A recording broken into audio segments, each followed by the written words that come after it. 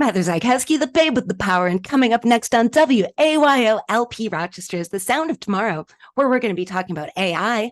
We're going to be talking about Barbie. We're going to be talking about a small town. And we might have a couple more things we're going to talk about. But first, Oh, thanks so much, Heather. I'm sorry about that. oh, no worries, Ross. I got my Duolingo in while you were away. Is everything okay? Yeah, I just had a few last second things to take care of. Pooping. No, not pooping. I mean, you were gone for a minute there. Too long to have just peed. Ergo, pooping. Okay, but Heather, I was not pooping. I was just inspired to put some last minute touches on, a piece of writing. Oh, you're writing again. That's great. I know you've been so swamped with working out and taking thirst trap pics for Insta that you've Truth. kind of gotten away from it for a bit. And listen, those thirst traps do not take themselves. I am a busy man, but I have had a visitation from the muse. That's great. Or wait, is it? It's pretty well known by now that when you say you've been inspired by the muse, you mean you've written something insulting in which you expropriate my name and likeness for your own questionable gain. Uh, uh, okay, Oh boy. Okay, but you'll be glad to know that I've put my subscription to liveandlisten.com, that writing forum I was on for a while, on hold. Oh, thank goodness. Did they jack the price again? Oh my God, that and Salome P. Henderson's had the nerve to tell me my prose was florid and lacked direction. Blech. Oh, that wasn't very nice of them. Also, who? Salome P. Henderson's, Heather, author of An Inconvenient Attachment. Nope. Naughty and Not Nice, a holiday classic. And nope. Night Peril. And nope. But anyhow, so this Salome was a little harsh, and so you took off on your own and thought about their advice. Thought about their advice. What? No. Thought about their advice. No. God. What? No, never. Florid and lacking direction. How dare they? What? Nothing. Well, anyway, I'm glad you didn't let that keep you down. You know, I don't even know why I'm asking because I think I know what to expect, but do you want to read me what you've written? Oh, you think you know what to expect, huh? Now you're saying my writing is predictable too. No. Except, are there heaving bosoms at any point? Well, I mean, okay. Yeah. Okay. But go on. I do appreciate being able to share my work with you. I know, and that's sweet. So, all right, lay it on me. Okay. This piece is entitled Heather Zykowski and the Nocturnal Emission. What? Oh, I'm sorry. Did I break up? Do you want me to? No, but did I just hear you say this story involves some kind of nocturnal emission? Oh my God, gasp, Heather, woman, geez, get your mind out of the gutter. Emission just means, dictionary definition, something emitted. Geesh, wow, you are filthy. Just listen to the piece, Heather. It all comes together. Got nothing better to do. Go on. I'll try not to interrupt. Okay, well, good. You try that. Give it a shot. Okay, this piece is entitled Heather Zykowski and the Nocturnal Emission. Here we go. Late the hour had grown, and long the shadows cast. Verily, the lady Heather Zykowski found herself unable to commence her beauty rest, much needed for maintaining the porcelain glow of her translucent derma. Stretching soft young limbs, she nibbled her full lower lip and moaned in frustration. Arising from her nest of goose down and cashmere, she lodged her cellular phone into the bodice of her low-cut push-up boudoir garment for, well, it is known, the garments available to women are sadly lacking the device of pockets. Entertaining the thought that perchance a small dram of warm gin would coax her into the arms of Morpheus, the lady moved glidingly toward her chamber door. From between fulsome breasts there chimed a boodly boodly boodly boodly boop. Her heart leaped beneath radiant twin orbs, for boodly boodly boodly boop was the customized text tone of the Lady Heather Zykowski's one true love, the Marcus Ross Johnson. He of Chalcedony eye, strong jaw, and rapidly increasing hashtag gaybeard, hashtag scruff, hashtag gayman, hashtag gays of Instagram, gay life, bearded gay, gay dude, gay love, queer, gay life, gaystagram, gay fit, following on all forms of social media. Hit like and subscribe. Scrabbling between pert and knowledgeable breasts, the lady retrieved her mobile device with delicately flower scented, because she likes those flower candies, you know, the weird ones old ladies like, because she's pretty old, like at least 58 by now, I think. I'm not really sure though. Okay. I have been so good. But Ross, come on. I'm not 58 yet. Not that 58 is old, but I'm just younger than that. Well, that's what you said last time, but I feel like you've had a few birthdays since then, so I didn't, since I last. I mean, one birthday, not 10. All right, okay. I got it. So, okay, so we'll just fix that. 57 then. Okay, we'll do that. May I continue? I've listened to this much. May as well get it over with.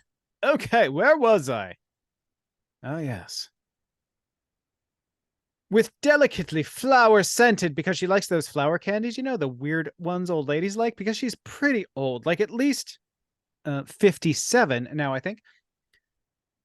With bated breath, she punched in the numerical passcode to view the emission. The emission in this case is a message, okay, Heather? I think that's a stretch on the word emission. Okay, whatever, pervert. So you're a writer now, I guess? Gonna get you a job at liveandlisten.com now, are you? Jeez, okay. As I was so rudely interrupted. You interrupted yourself. Okay, I guess I did. Whatever. Anyway, she punched in the numerical passcode to view the emission that lay within. Accessing the messaging app, her coffee-colored eyes drank in the words, "You up?" Again. Beneath bosomly soft mounds, her heart jumped audibly. The lady's stately and observant breasts too noticed as her nimble, dainty thumbs flew. "My dearest dear Marquess Ross Johnson, how hast thou been keeping? My very being quivers in joy as I peruse your missive. How I long to bathe once again in the warm light of your Chalcedony gaze." Tremulous, the lady pressed send. She waited, she and her skeptical breasts seemingly criticizing her verbosity. She waited. The Lady Heather Zykowski gasped as 3 dots appeared beneath her absolute brick of text. Like, who could even read all that, much less so late at night? The 3 dots lingered, then disappeared, and reappeared, and disappeared again. Crestfallen bosoms heave a sigh of discontent. The Lady Heather Zykowski would want more than 1 dram of tepid gin at this sad and lonely eve. Okay, so what do you think? Great. Just great, Ross. Real great. You really think so? No. Not only did you expropriate my name and likeness, which I'm getting kind of used to, but you ran off to scrawl this direct down, presumably, you know, when I thought you were pooping. I was not pooping. Well, you should have been, because before you went and wrote this, I shared with you in confidence how I was boned because a guy I really liked ghosted me, and I think it was because I'm too chatty. You did? Yes! And right after, you got this weird look on your face, like you had to poop, and you said you'd be back in a minute. I didn't have to poop, though. No, you just had to make a mockery out of something I told you in confidence. Heather, what can I tell you? You're my muse. You inspire me. Sometimes to poop, but not always. It's not always about poop with us. You didn't break once. I tried so hard. I was close. I came close a couple times. You did the ringtone perfectly. I thought that was going to get you. I thought the Insta thing was too. I've matured a bit, you see. Boy, oh boy. I have to try up now. harder. Gosh. Yeah. Hey everybody, I'm Ross Johnson, your favorite co-host. And I'm Heather Zykowski, the babe with the power. Welcome back to the Sound of Tomorrow on WAYO-LP Rochester. Let me tell you, Heather. About the birds and the bees? Oh my God. And the flowers and the trees? Everything's just sort of crappy, isn't it? Yeah, heck yeah. Oh sure my God. is. the Earth is melting, Yeah, literally melting. yeah. Actually, the Earth isn't melting, as we said before. I feel like it's The very Earth is important to say fine, the actually. Earth You're is right. fine. The Earth is Humans are trying to kill us. melting. Yeah. Right. The Earth wants us gone. Well, the Earth has good reason and Yeah. capability. Absolutely. Yeah. Absolutely. It's got the tools. And I don't know what else. Everything else is bad. Yeah. Yeah. I mean, yeah, overall But bad. Heather, actually, should we dive right in? Yeah, let's dive right in. You know what's good? What was good? Barbie. Barbie was good. Barbie was So, good. people who tuned in last week might remember that we were saying that we wanted to see the Barbie movie. They also Right. might remember that I told Ross that I wanted to see the Barbie movie with him, and if he was going, he should let me know when. I would like to report back that Ross did not let me know when he was going to see the Barbie movie, and I did not get to go with my friend Ross. Okay, I would like to counter report that knowing that because of some other things going on, we had to go to an early showing of Barbie the movie, which Heather would not have been awake for, and Heather would not have agreed to Now, under any what time circumstances. did you go? 9:30 on Saturday. Okay, no, because I was Yeah, supposed to see at 12:20 on Sunday, yeah, and I did. But guess who showed up and had popcorn for breakfast because she could not get out of bed? yeah. And what did I do at that point when I realized that the time was not going to be good for Heather? I did what I always do when Heather wants to do something with me, which is I fobbed her off on a different friend who I knew was going to see Barbie, and I said, "Why don't you call Heather?" So I feel like um, everything you said is accurate, but But a little there's more to the there's story more than I knew. context. Right, there is more context there, Yeah, which no, is which was me 9:30 on a calling around, Saturday. which was me calling around everybody I knew all week to try to find somebody who would take Heather to see Barbie. That was sweet of you because Yeah, I need that help right now. right. So, um, yeah, I don't know. I don't need to do a whole review of Barbie. I loved Barbie. I I thought it was was great. I was delighted and thrilled with Barbie. Yep. Yeah, I thought it was fun. It was I mean to me it was like I've heard people, I've actually heard people being quite upset about the feminist angle of the film. Uh and I do wonder how many people like cuz I could see if I maybe didn't do this show or maybe I didn't have conversations with my friends like I do, I could see Mhm. where maybe that would depress me. Like there's going to be spoilers in this, so if you haven't seen Barbie yet, skip Yeah. ahead like 15 minutes or something. Yeah, not too Um, bad though. Not much you probably haven't heard, I don't think, but right. if you're being very careful. But like all of the stuff to deprogram the Barbies who'd been brainwashed into believing in the patriarchy, it's all true and it's all actually Oh, I really guess we are doing depressing. big spoilers. I apologize. I Yeah, guess we no, just gave away I'm the ending. sorry. I'm Okay. sorry. So Yeah, never that's why I mind. did spoilers. Okay. Um, I'm sorry. but I thought I this was going to be wanted a general conversation. no, I mean, I'm sorry, we can like go back and cut that if you want. But what I wanted to say about that is I could definitely see people finding that very, very depressing. Hmm. Because Why it's depressing? true. Yeah. And if you hadn't like if you didn't think about things in those terms, I could see where that would jar somebody. I mean, like here's the thing about it, and um here's why not only did I really like Barbie, I feel like it's very important because I mean, the I think there are a lot of really dumb takes about it being anti-men and stuff like that, which um is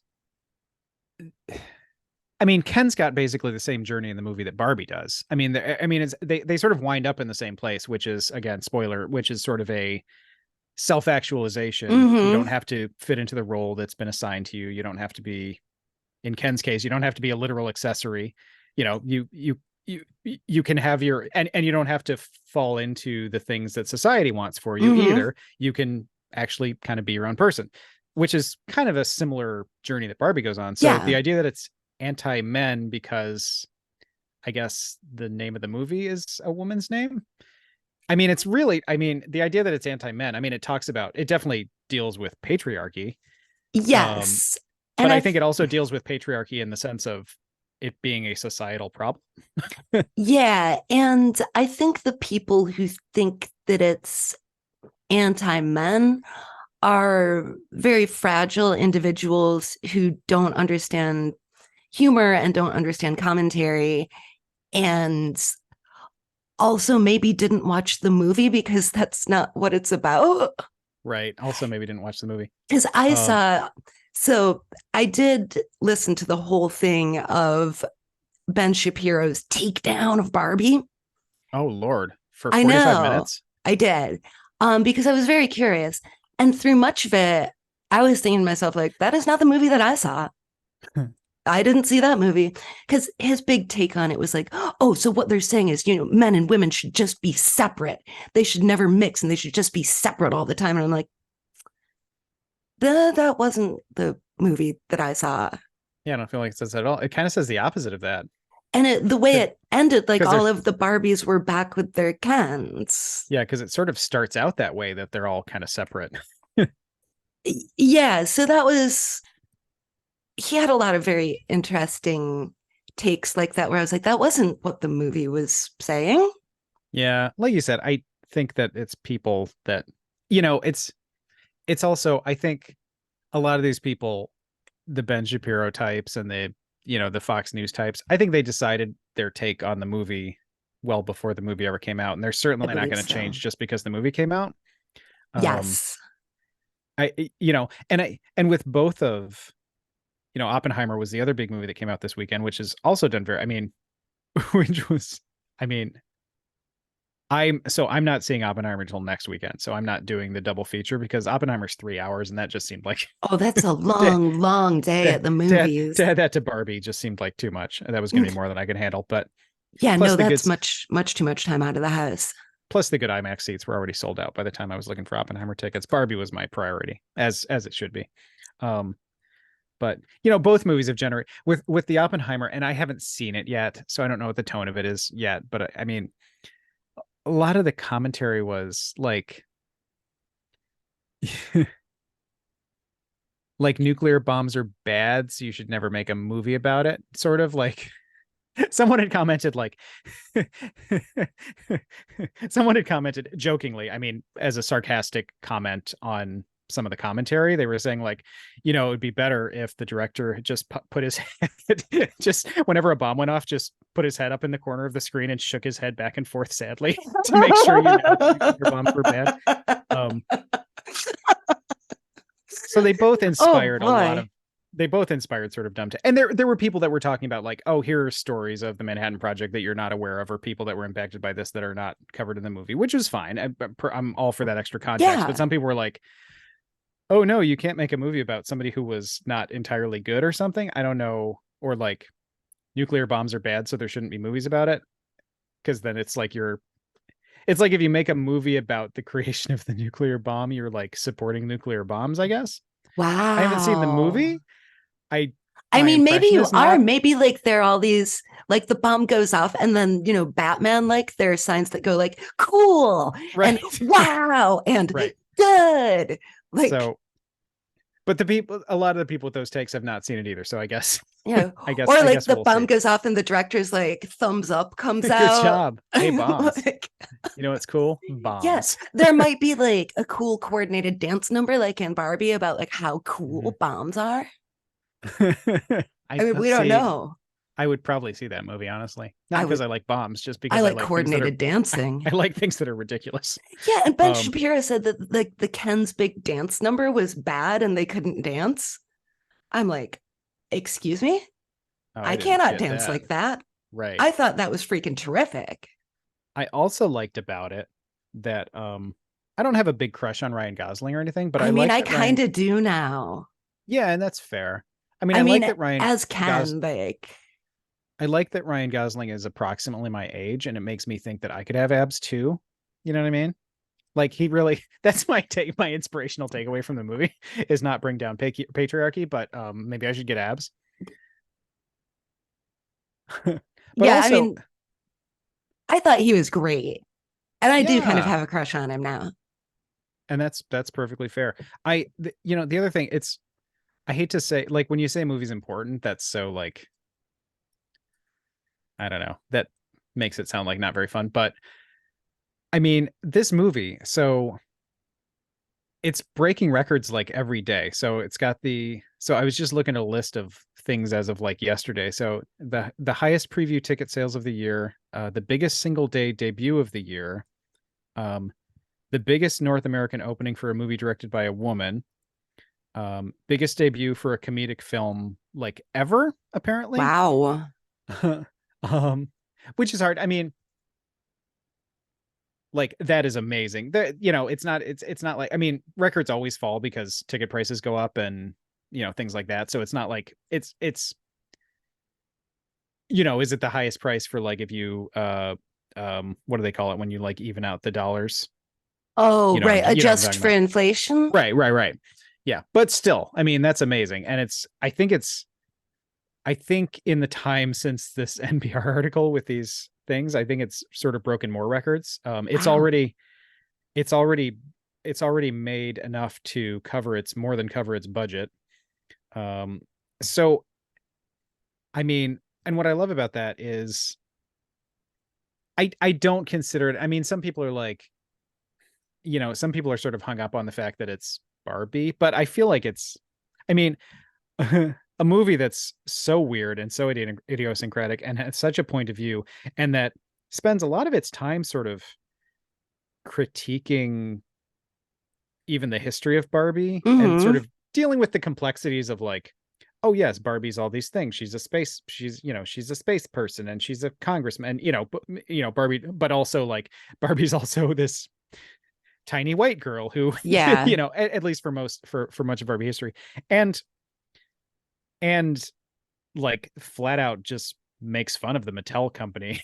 I Hmm. mean, in and corporate America in general, but so I sort of don't feel like it counts. I mean, I don't feel like it counts as I don't feel like it counts in the way like a Transformer movie would, you know what I mean? Yeah. I saw a weird thing. Someone sent me a video clip and it was one of those like hot takes from a millennial. And they were like, Barbie, you ruined our childhood. Anybody whose waist was bigger than their head hates themselves now because of you. And I was like, I, I mean, it's not a great thing to have like the only representation of femininity given to young people is a Barbie doll. Yeah. Like that's not good. Um, but I also don't think that really correlated that much with the movie. And Well, I think the movie kind of went into that. it I mean, did. the younger human character in the movie, basically like that was Yeah, it their whole point of view. yeah. So the hot take from that millennial, I was a little like, uh, feel your feelings, darling, but I don't think this really applies. Well, and I don't think yeah, feel your feelings, but I don't think that the movie's not aware. I don't think you're saying anything that the movie doesn't also Yeah, kind of I guess say. maybe that's it because the movie did seem very self aware of, I believe you already said it, the contradictions. Hmm. Because there are a lot of them. Yeah. But again, I mean, Barbie is a part of American history.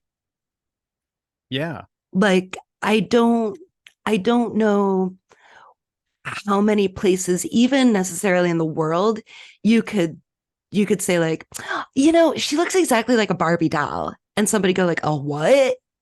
Right. Like, I feel You're like that's how globally widespread, like knowing what a Barbie is. Yeah, I would agree. Um, I was not allowed to have Barbies as a child. Nor was I. Oh, And because they would encourage you to get a job. no, I I think it's because we just didn't have dolls.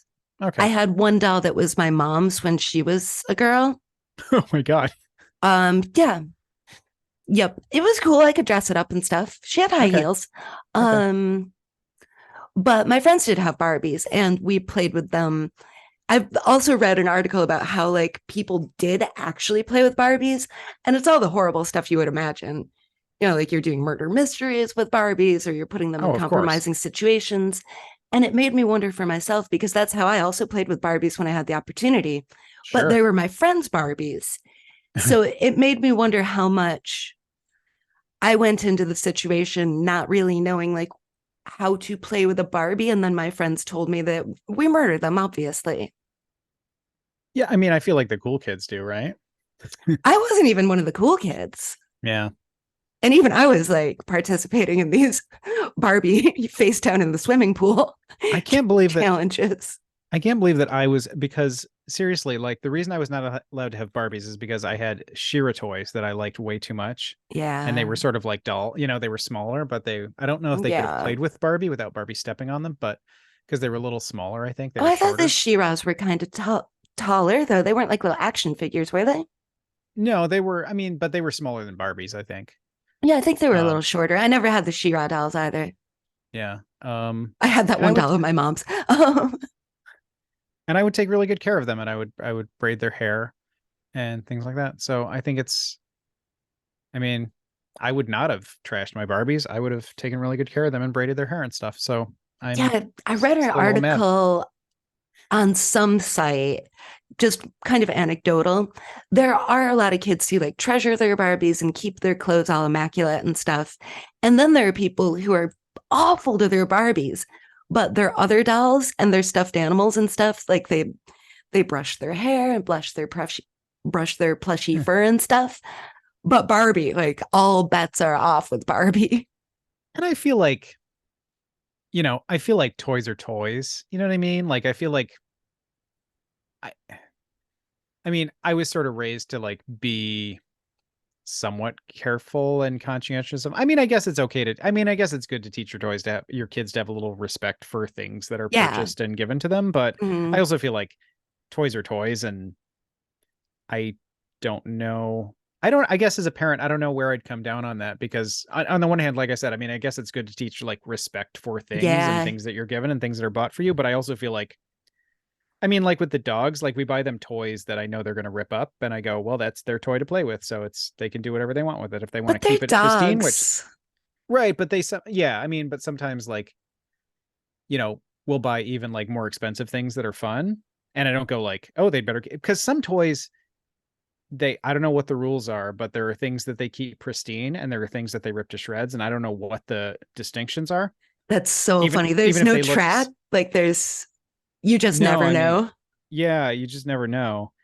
And but so my policy is sort of like, well, it's their toy. If they want to rip it to shreds, they can rip it to shreds. That's what it's for. So I feel like I might be that way with my kids too, because you don't want to discourage creativity and but then also, I don't want to be buying expensive Barbies and then having my kids trash them immediately. I mean, that has got to be such a fine line because you don't want to discourage creativity, but also you probably don't want every wall in your house like colored on with magic markers and stuff. Oh, definitely. Yeah. I mean, when it comes to And like, so that gets really tough. Like, okay, they trash their toys, like they're just being artistic. I'm not saying anywhere where I'm not trying to give any advice to parents. I'm not a parent myself. I'm just saying like that's got to be a real challenging one. yeah, no, my kids would not be allowed to write on the wall. That's just, that's just, wouldn't happen. Wouldn't happen. Well, I mean, and that's when you come up with inventive ideas like, oh, you do a chalkboard wall. And that's where the kids can express their creativity. But then don't you just know that's going to lead to other walls? Oh, and kids are too smart for that too. That's the other thing. I'm like, again, I don't have kids either.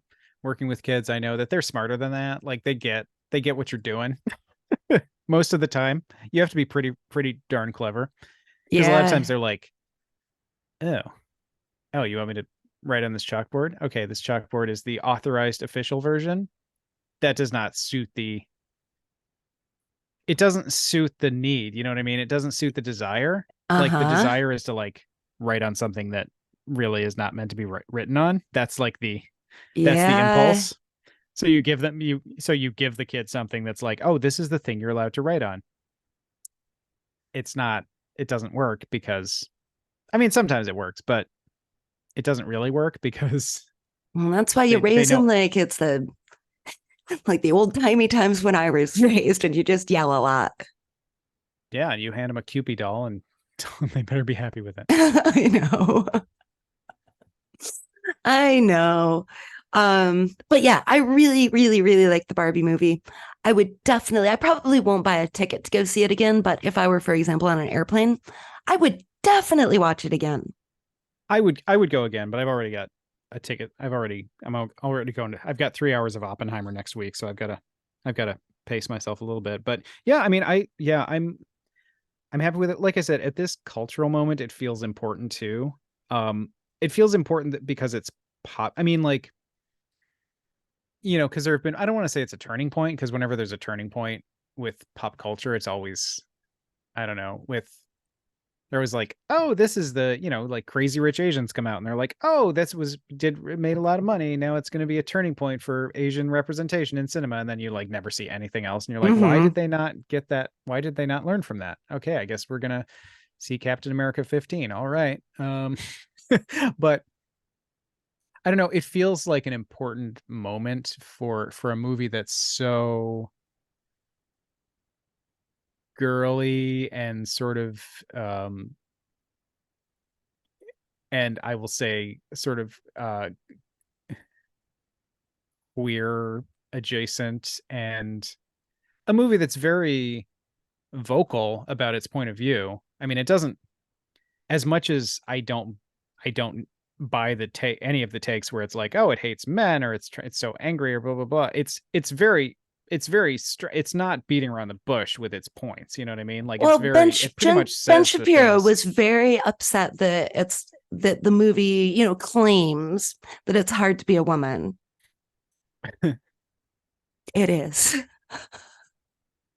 Yeah, I well, it just it feels important at this moment for it to be popular, not just for it to be good. Because if it were Mm-hmm. good and just disappeared, I mean, if it were the same movie but nobody went to see it, it would not.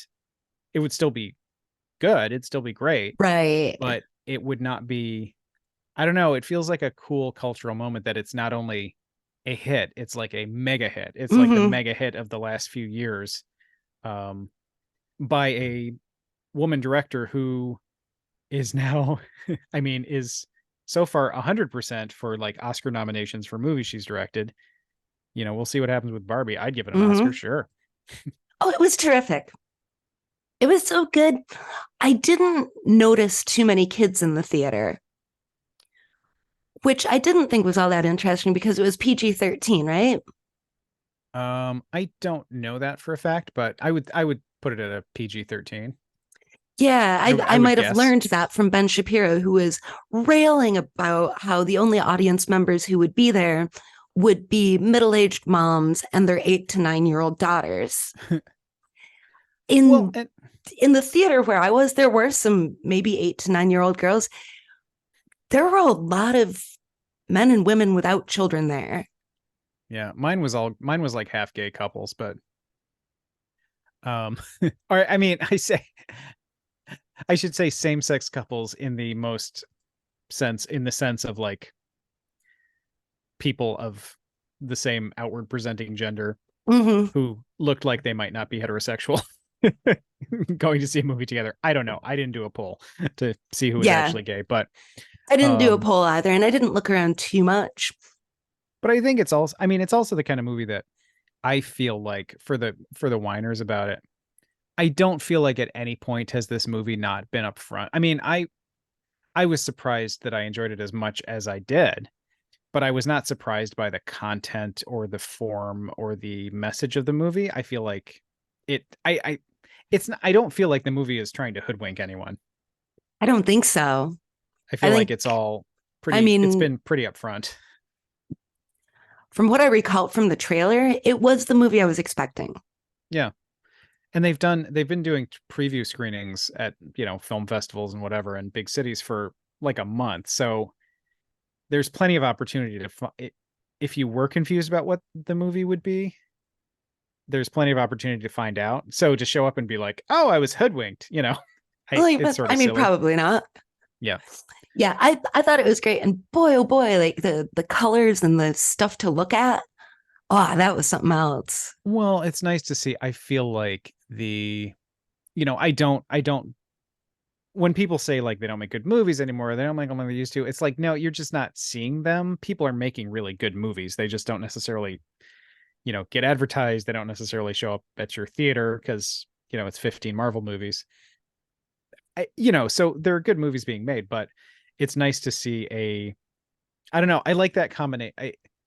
It's kind of a neat combination when there's a good movie that has a distinct vision and a point of view and looks cool and is fun to watch, but also has a also has a big budget. You know what I mean? Like yes, you can make yes, there are a million amazing movies that did not have a lot of money to spend. Greta Gerwig has made amazing movies without nearly as much money to spend. It's sometimes or often a fun combination when you can combine those two and be like, oh, okay, you had a really distinct vision and a point of view and a thing you wanted to do, and also you had the money to do it. How cool. Yeah. As opposed to like, oh, you had a great vision and you had to do it for $30. Yep. Yeah. And you did it. Good job. But it's just not the same thing. It was so good to look at. Yeah. And all the little details and stuff, the costuming. So I was completely there for that as well. So we like Barbie. So on a not so great note, you may have heard there's a controversy going on about that. Not even that new. It apparently came out in May. Jason Aldean song, Try That in a Small Town. Yeah. I did not listen to this song because I didn't want to. But it was brought to my attention, unfortunately, via social media, via a post from a relative of mine. And that's kind of what I wanted to talk about. So a relative of mine posted, if this song is racist, I guess I am too. Shrug emoji. And the conversation on that ensued was... And you're like, yes, that sounds accurate. I mean, I had not looked into the song or anything. The relative did link the YouTube so I could see the preview. Mm-hmm. And seeing it, I did go like, yeah, but you are. It's a relative I haven't talked to in a long, long time and probably should defriend on Facebook. Yeah. But so then somebody chimes in on that post going, he tells it like it is. Definitely not a racist song. And then someone else chimes in.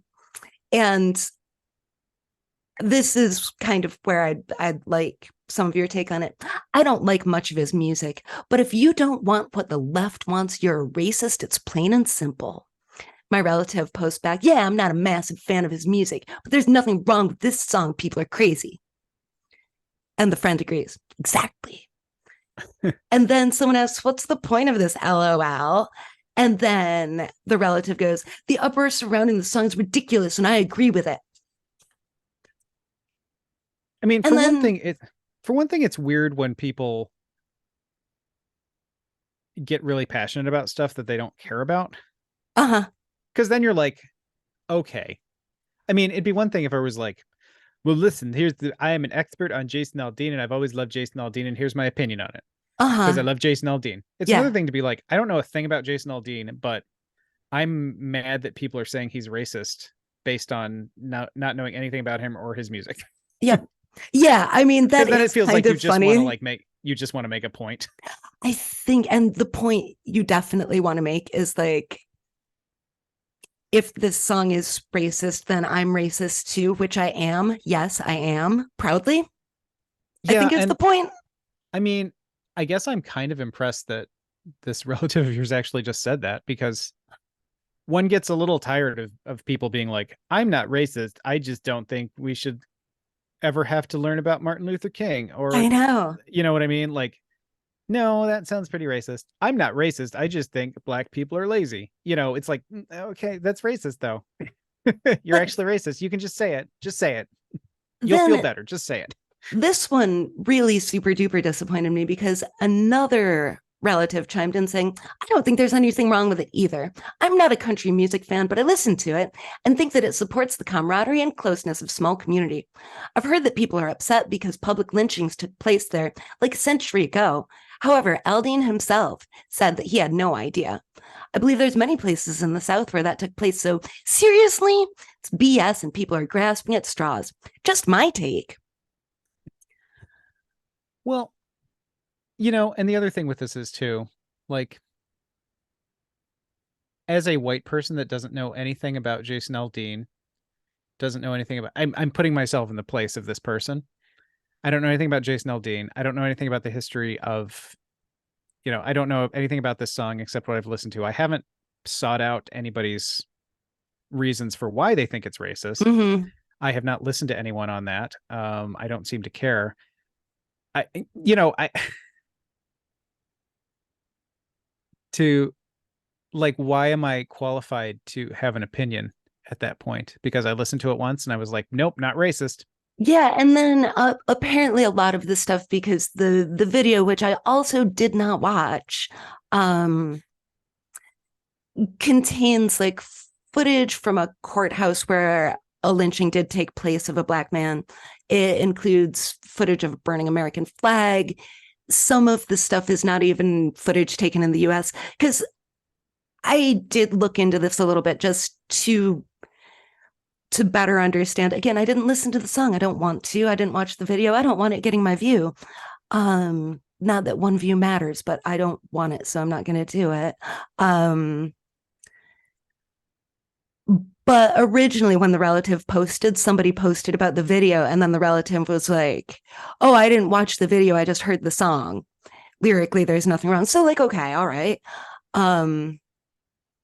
I think the fact that the song existed and people were like, "Ooh, this seems a little racist," and then at that point, they made a video, which now I don't know.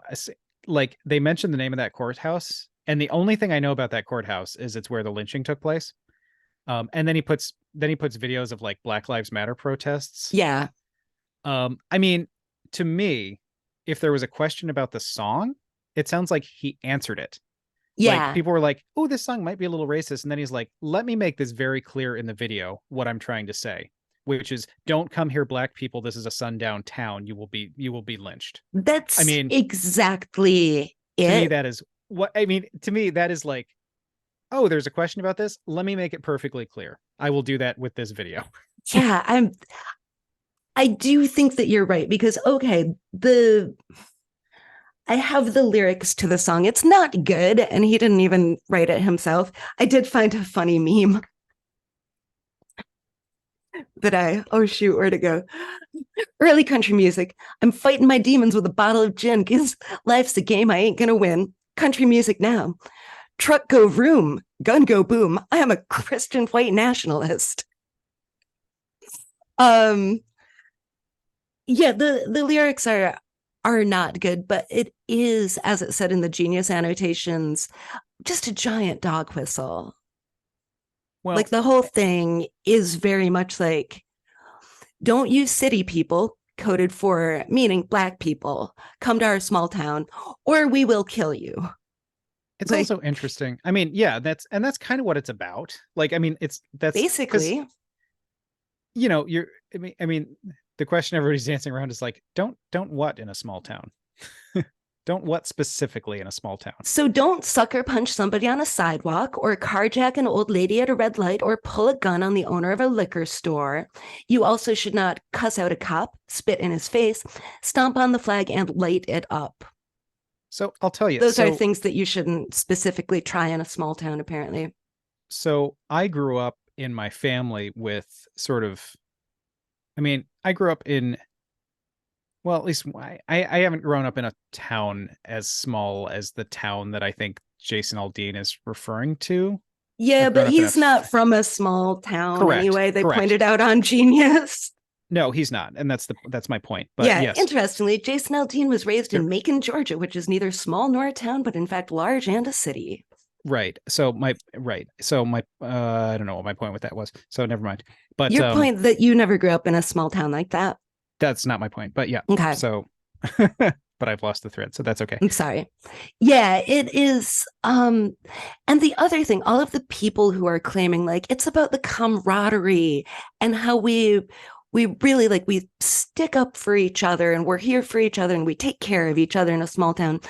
No, this song is really about the violence that will be perpetrated if someone from not your small town comes into your small town. Yeah. Well, and it's also I I grew up with sort of the more classic era of country music, like the 60s, 70s. Again, I know a lot of small town people. So you know, this whole Blue Lives Matter issue. Hold on.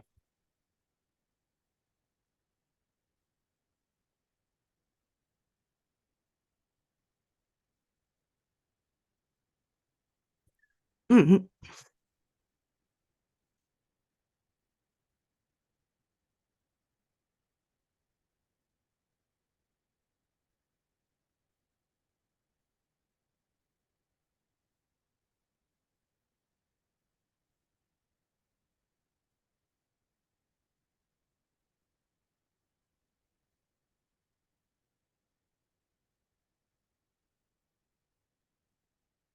There that era of country music that modern country music artists aspire to, and also small town people, they don't care about the police. They Yeah, don't love the police. no. I mean, the whole outlaw country era that they sort of aspire to is literally about like why why you don't like the police. Yep. And small town people are not sitting around going, I mean, true small town people are not like, oh, I would never break any law or do anything. I love the police. I love law and order and I love efficiency. And they're not sitting in bars talking about like, I only do everything by the book Yeah. 100%. You're It's not. yep, you're right. And it did point out again, the genius annotation for this set of lyrics is pretty good. It did point out like there's the line about the police, which isn't cop a pejorative really? Like I don't know. I don't think cops like being called cops, so it's interesting that that word was chosen for the song. Um it kind of at the beginning seems like, oh, we really respect the police, but then it's also like, but the police can't take care of anything, so we're going to take justice into our own hands. Yeah. Yeah. Well, that's like the whole thing with the like you see people with you see police officers with the Punisher character, who the whole point of the Punisher character is that the police can't do it, so I'm going to do it. The police are incompetent. The police won't get anything done, but then the police are running. So Yeah, it's I don't. I'd love a consistent worldview from anybody, but I guess you're never going to get that. Um, but I mean, I guess to Jason Aldean's credit, this is like his biggest hit ever in his entire life by far. Yes, So 100%. And there's some good commentary on NPR that I don't even necessarily need to go through, but if anyone out there is interested, there's a really good article on kind of the history of country music and the divide between city and country, and how if we only look at this song in a bubble, it doesn't really show like how there are very problematic aspects of the country music industry that make a oh lot yeah. of people feel pretty unsafe. Oh yeah, there are a whole lot of, and again, there's that whole, just because I grew up with a lot of this, there's also, I think there's a difference between like city country music and country music, which is city country music is sort of the pretend country music Yeah. that aspires to be country music, but it's really about like how it's so scary to drive into the suburbs, Mm-hmm. like, Yeah. or how it's so not to drive into the suburbs, but how it's so scary to go downtown, Right. as opposed to this sort of traditional, again, which had, that era has its issues as well. It's not necessarily, although there were probably more black country stars then than there are now. Um, but it was a little more, it, it was sort of, a lot of the tone of it was us against the system, as opposed Yeah. to now it's like the system is great. Everything should be for the system. Uh-huh. And anybody who doesn't do exactly what they're told all the time, like there's not a country song from like the classic era of country songs I can't imagine that's like, you should always be respectful to a cop, I never say, know. that's not the tone of any of it. And it's not. It's not. You're uh absolutely right. Um, um And I So can it's a assure you weird that, go on. it's a weird that's a weird evolution that's happened there. Yeah. And I've heard anecdotally just talking with friends about country music, how a lot of it started after 9/11. And that's when we started getting like the rootin' tootin' USA country trends.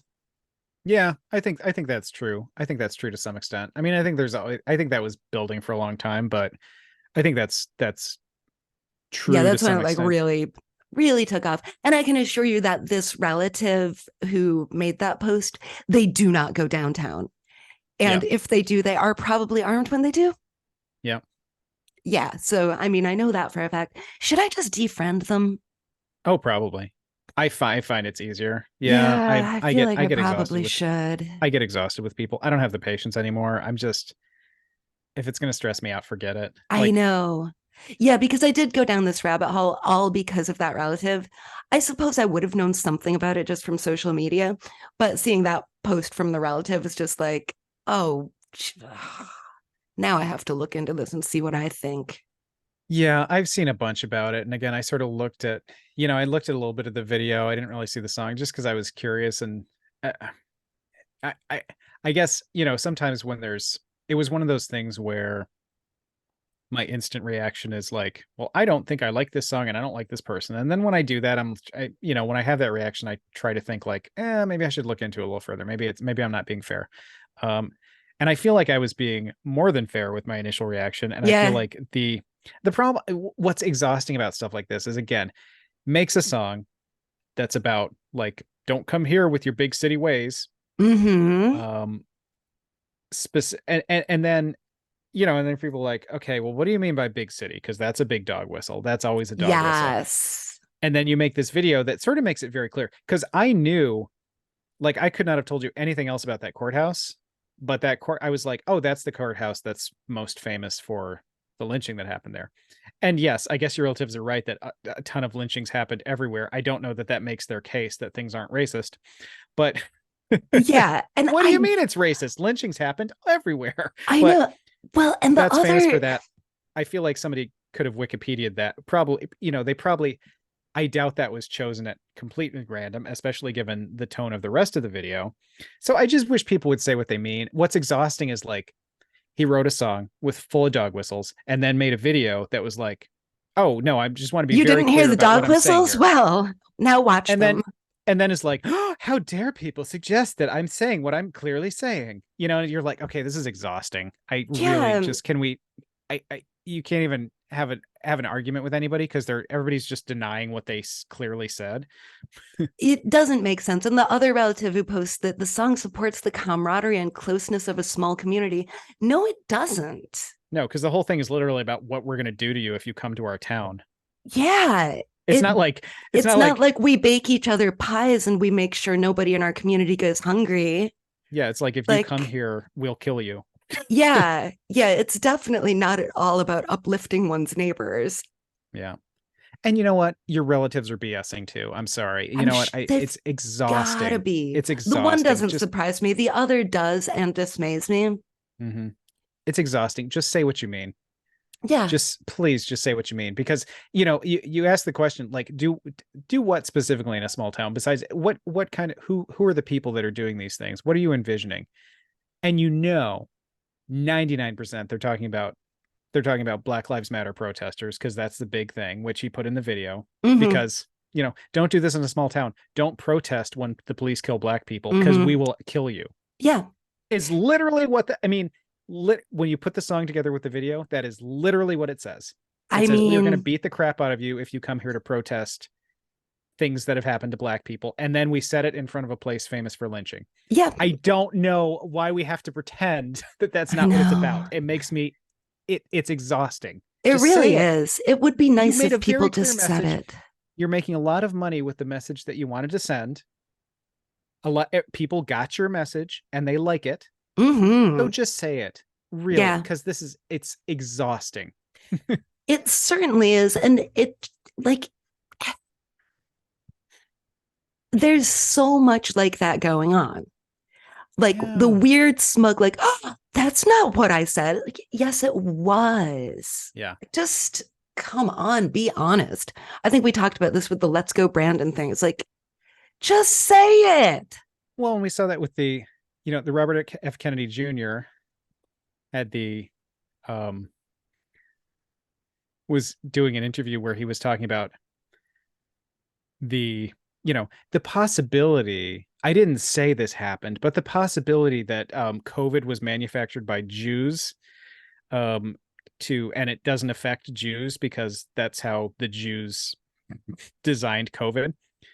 um this is a presidential candidate with like running at like 20%, by the way. um and then was like, oh no, how dare you, how could you say that I said that, when really I was just suggesting. And you're like, but there's context, you have to watch so the context is like, he was saying like, I just heard this might have happened, you know what I mean, one of those things. Uh I'm huh. not saying it happened, I'm just saying this is possible and we should be aware of that possibility. And it's like, just say what I mean, you just said it 100% clear as day. You had a point to make, you made it, Yeah. and now we have to pretend you didn't. And then people are going, no, he didn't really say that. Just And it's like, no, he did. It's It's like, right no. here. Well, Well, there's you have to watch the whole recordings. thing. It's like, I did watch the whole Uh thing. huh. And the context of, if you go 5 seconds before he goes, well, I'm just saying, I think maybe this Yeah. happened. Yeah. And That doesn't do anything. That doesn't change no, it. that's the weird journalistic thing of having to say allegedly Mm-hmm. before making like a statement that you believe is factual.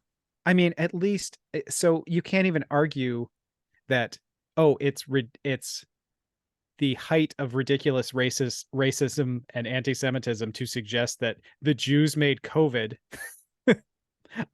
You can't even like argue with it, because then they're going, no, nobody said that. Yeah, but he didn't say it. Like, oh, but he did. Really did. Did you I don't set know. a timer? I didn't, but it's time.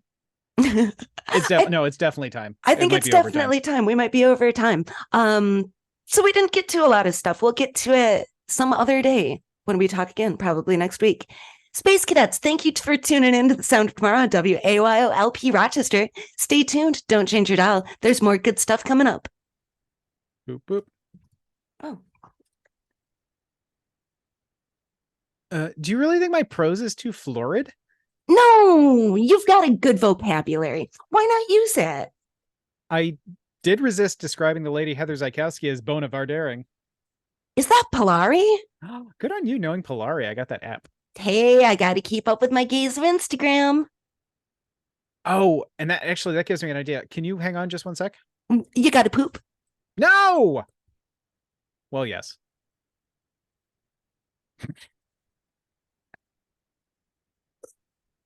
Oh All right. boy. All right.